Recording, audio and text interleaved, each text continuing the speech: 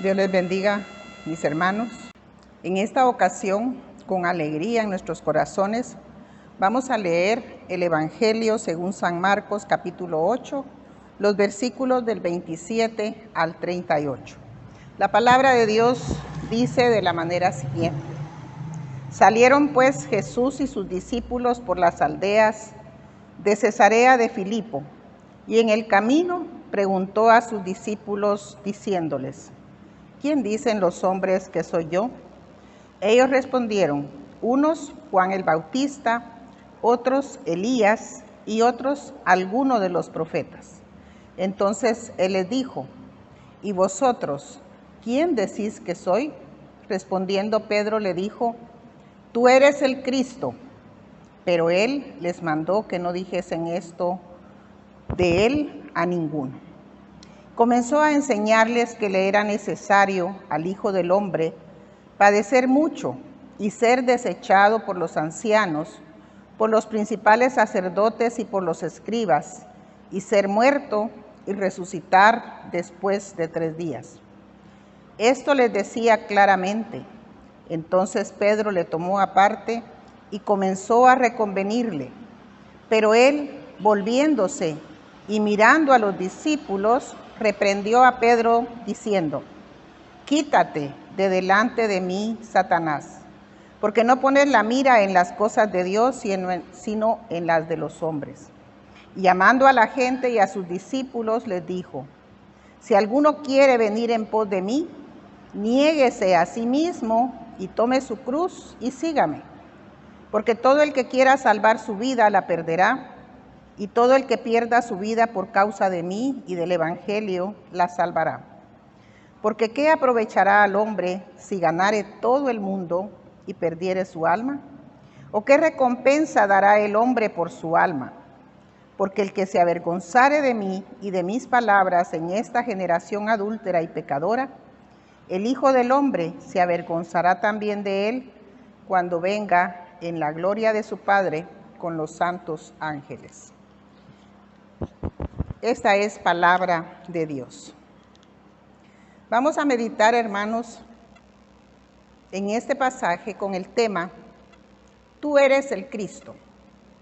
Una frase que la entendemos teológicamente como la confesión de Pedro.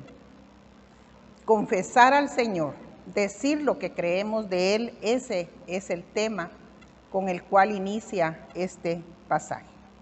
Es una conversación entre Jesús y sus discípulos caminando por tierras galileas de Cesarea de Filipo, una ciudad romana. El punto central es la confesión de Pedro, como les decía hace un minuto. Y de esa confesión surge el anuncio de su pasión y el llamado a seguirle. Entonces, primeramente nos llama la atención la pregunta de Jesús a sus discípulos. Es en un momento íntimo, pero de camino. Y la pregunta es: ¿quién dicen los hombres que soy yo? Siempre, mis hermanos, es importante ir a ese punto. ¿Quién dicen los hombres que es el Señor? Porque en aquel tiempo Él estaba iniciando su ministerio y era importante saber si algunos ya habían entendido quién era Él. Y como podemos ver, mis hermanos, en la respuesta de los discípulos, había una serie de visualizaciones sobre quién era Jesús, cómo lo concebía la gente. Unos que era Juan el Bautista, otros que era Elías y otros que era alguno de los profetas. Pareciera que la gente creía que aquellos personajes podían resucitar. Elías podía volver a la vida, igual que Juan el Bautista o cualquiera de los profetas. De ahí, entonces, es importante ver que la siguiente pregunta de Jesús, Él no critica las respuestas de la gente distintas, pero va a preguntarles a ellos ¿y vosotros quién decís que soy? El grupo pequeño, los que ya habían caminado con Jesús. ¿Quién dicen la gente que soy yo? Pero ahora, ¿quién dicen ustedes que soy yo? Pedro, ustedes saben, mis hermanos, que en el texto bíblico, en el relato bíblico, siempre Pedro es un personaje inquieto, que a veces dice cosas sin pensar, creemos nosotros cuando las leemos. Y aquí también toma la voz de todos y dice, tú eres el Cristo. Tú eres el Cristo, la confesión de Pedro.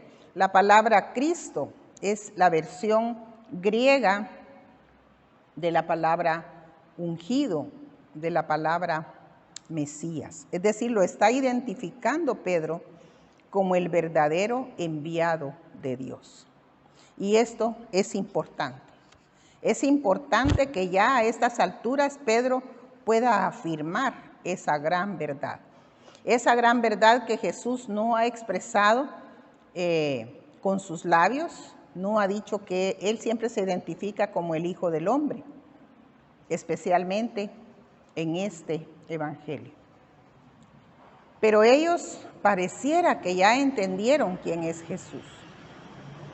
Ahora, cuando nosotros seguimos leyendo, mis hermanos, es cuando nosotros nos damos cuenta del contenido de las frases de Pedro. Cuando él dice, es necesario que el Hijo del Hombre padezca mucho y que sea desechado por los ancianos, por los principales sacerdotes y por los escribas, y ser muerto y resucitar después de 3 días. Aquí está un punto de la realidad que hay al final del camino de Jesús. Es el primer anuncio de su pasión. ¿Y cuál es la reacción de Pedro, que ha dicho, tú eres el Cristo, el Hijo de Dios? Aquí en el Evangelio de Marcos solamente dice, tú eres el Cristo. Pero en otros textos él afirma, tú eres el Cristo, el Hijo de Dios. Ahora, cuando oye estas palabras, Pedro se angustia. Esto lo podemos deducir, no está escrito en la palabra, pero dice que Pedro le tomó aparte y comenzó a reconvenirle. Como lo haríamos nosotros, mis hermanos, con alguien cercano a nosotros, de nuestra familia, que nos dijera que le esperaba algo malo. Y digo malo en el sentido de que padecer, morir, nos parece malo a todos, ¿verdad? Nadie quiere que un ser querido muera o padezca. Pedro entonces va a reconvenirle y le dice que nunca le suceda esto. Sin embargo, Jesús inicia tal vez lo que podríamos decir es el verdadero anuncio de Jesús. Primero, quítate de delante de mí, Satanás. No es que Jesús mire a Pedro como el Satanás, pero está afirmando algo que nosotros sabemos. Todo lo que se opone al plan de Dios, todo lo que se opone al establecimiento del reino de Dios es satánico. Todo lo que sea contrario al plan divino. Y por eso Jesús reprende duramente a Pedro. Y Jesús les advierte a sus discípulos y a la gente lo que significa ser el Cristo.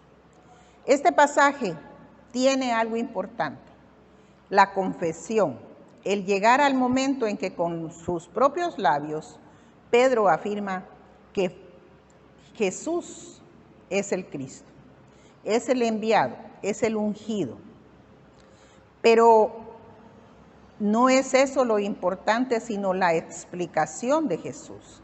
Y esa explicación Fíjense que Jesús le dice no solo a los discípulos, sino a toda la gente. Y por eso nosotros debemos entender, mis hermanos, que la verdad de Dios y el llamado que viene más adelante no es únicamente para 12 o para unos pocos, sino que es para toda la gente. Porque Jesús llama a toda la gente y a sus discípulos y les dice: si alguno quiere venir en pos de mí, niéguese a sí mismo y tome su cruz y sígame. Si alguno quiere venir en pos de mí, niéguese a sí mismo, tome su cruz y sígame.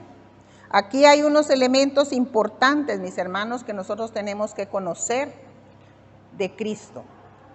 No solamente se trata de afirmar que Él es el Cristo, el enviado de Dios, el ungido, sino que además es entender que si nosotros estamos caminando con Jesús, aquellos 12 caminaban con Jesús, aquella gente caminaba con Jesús, y nosotros hoy como cristianos caminamos con Jesús. Pero si lo hacemos, tenemos que entender que eso implica negarnos a nosotros mismos, tomar la cruz y seguir. Jesús hace luego un juego de palabras, mis hermanos, que inicia en el versículo 35. Todo el que quiera salvar su vida la perderá, y todo el que pierda su vida por causa de mí y del Evangelio la salvará. Ese es un juego de palabras con lo cual Jesús continúa su explicación del llamado. Él está diciendo que aquellos que quieran seguirle deben de estar dispuestos a perder su vida por la causa de Cristo. Yo siempre he pensado que nuestros hijos, nuestra familia, no nos dejaría servir a Cristo si entendiera literalmente que seguir a Cristo significa perder nuestra vida, porque nadie quisiera que nosotros perdiéramos nuestra vida. Pero el texto aquí no nos está hablando de perder la vida en un sentido literal. Nos está diciendo que tenemos que desprendernos de todas aquellas cosas que para nosotros, antes de seguir a Cristo, son prioridad. Va a haber un momento en el que nosotros vamos a hablar, mis hermanos, aquí, de quienes aman el dinero, que aman las riquezas. Y también ahí es la palabra niéguese a sí mismo. Es decir, desprendernos de todo aquello que nos ata, que nos amarra y a lo que nosotros siempre le damos el primer lugar. El que quiera salvarse a sí mismo o salvar su vida por sus propios medios, la perderá. Y el que esté dispuesto a perder su vida por Cristo, va a salvarla. En el versículo 36, el Señor dice: porque ¿qué aprovechará al hombre si ganare todo el mundo y perdiere su alma? ¿O qué recompensa dará el hombre por su alma? Mis hermanos, seguir a Jesús no implica buscar comodidad, buscar seguridad. No implica que nosotros anhelemos el reconocimiento o el aplauso de las personas, ni tampoco buscar un crecimiento numérico de la iglesia. Este juego de palabras que empieza en el versículo 35 y termina en el versículo 38 define lo que no debemos buscar, lo que no tenemos que poner en primer lugar. El versículo 34 es enfático: si alguno quiere venir en pos de mí, niéguese a sí mismo y tome su cruz y sígame. Ahora, mis hermanos, nosotros vamos a concluir pensando que es importante que la iglesia conozca, que la iglesia asuma la identidad de Cristo.